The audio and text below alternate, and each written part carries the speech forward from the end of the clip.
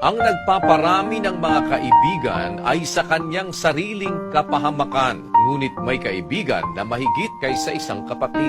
Kikipagkaibigan ka, may kaibigan higit pa sa isang kapatid. Pero kung paramihin mo lang kaibigan mo, kahit sino na lang, wala ka namang mabuting layunin. Gusto mo lang barkada, inuman, mapapahamak ka lang. Yung masamang kaibigan, makakasira ng mabuting ugali yon. Korinto 15:33. Huwag kayong padaya, ang masasamang kasama ay sumisira ng magagandang ugali. Ayon. Kaya hindi ka basta makikipagkaibigan, kapatid. Lalo na, makikipagkaibigan ka, masyadong magagalitin. Bawal ng Diyos yun. 22:24.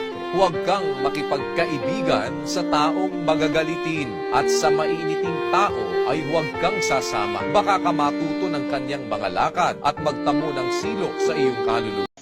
Salamat sa Diyos, pag-ibig.